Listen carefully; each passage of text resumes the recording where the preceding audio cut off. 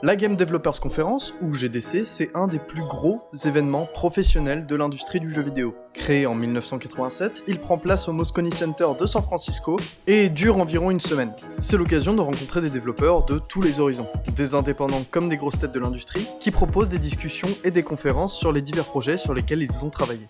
Nous, on est 14 étudiants, en game design pour certains et en design industriel pour d'autres, répartis sur 3 projets qui ont participé à un concours organisé à l'occasion de cet événement. Le concours Alt Control GDC qui nous permettra de présenter nos projets de contrôleurs alternatifs. Avant d'aller plus loin, on va resituer quelques trucs. Un contrôleur alternatif, c'est une façon détournée de contrôler un jeu vidéo. En réalité, on connaît tous des contrôleurs alternatifs sans forcément se rendre compte de ce que c'est. Par exemple, la guitare de Guitar Hero est un contrôleur alternatif. Aussi, si vous êtes déjà allé au ciné ou dans un bowling, vous pourrez souvent y trouver une section salle d'arcade où vous verrez des bornes avec des armes en plastique ou des motos montées sur des leviers. Ce sont aussi des exemples dans la vie de tous les jours de contrôleurs alternatifs. Et grâce à notre école, on a eu l'occasion de bosser sur des projets comme ça. Les timings concordant bien, beaucoup d'entre nous ont postulé et c'est avec un enthousiasme certain qu'on a appris à avoir été sélectionnés.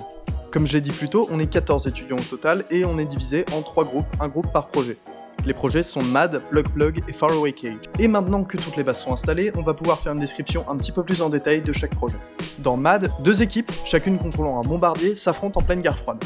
Chaque équipe est constituée d'un pilote et d'un copilote qui gère également un radar. Chaque membre d'une équipe a des infos différentes sur leurs terminaux qu'ils doivent se communiquer afin de coordonner leurs actions pour faire tomber l'avion ennemi.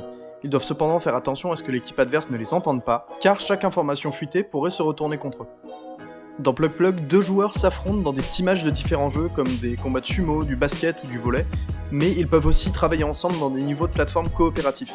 A priori c'est assez classique, mais ce qui va amener le sel du jeu c'est la façon dont on le contrôle.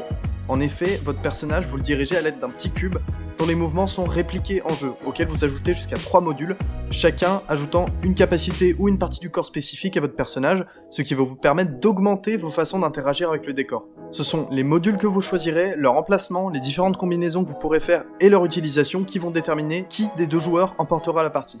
Enfin, dans Faraway Cage, vous incarnez le mécanicien d'un vaisseau spatial coincé dans une capsule de maintenance. En effet, la quarantaine s'est activée alors qu'une mystérieuse créature s'est déchaînée dans les couloirs du vaisseau et a décimé tout l'équipage. C'est à vous de guider le dernier survivant de celui-ci jusqu'à votre capsule pour pouvoir vous en libérer. L'important ici sera la gestion de l'espace. En effet, vous aurez différents modules, chacun vous apportant diverses informations et interactions concernant l'état du vaisseau, comme l'emplacement de la créature ou du survivant. Et ces informations et ces interactions sont dispersées tout le long du tube qui vous servira de terrain de jeu, dans lequel il faudra circuler sur le dos tel un garagiste sous une voiture. Le but est de réunir tous les moyens à votre disposition pour garder le dernier membre de l'équipage en vie. Et donc, où en sont ces projets ? Eh bien, après plusieurs mois de travail, on est fiers de pouvoir dire qu'on a tous des prototypes fonctionnels et prêts à être présentés. Mais il y a un détail qu'il ne faut pas négliger. On est beaucoup. Et on doit tous aller jusqu'à San Francisco. Et c'est là qu'on va avoir besoin de votre soutien. On a fait tous nos calculs pour l'avion, le logement, le déplacement sur place. Notre coût total pour le voyage est d'un petit peu plus de 9 000 €.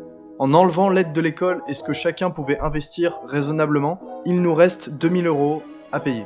On a ajouté de notre poche ce qui manquait pour compléter le coût du voyage, mais on espère pouvoir amortir les frais grâce à votre aide.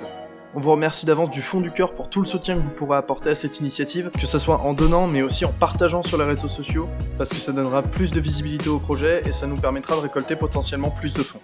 On reviendra bientôt vers vous sur les réseaux sociaux pour vous apporter des nouvelles par rapport au voyage, et en attendant on vous dit un grand merci et à bientôt.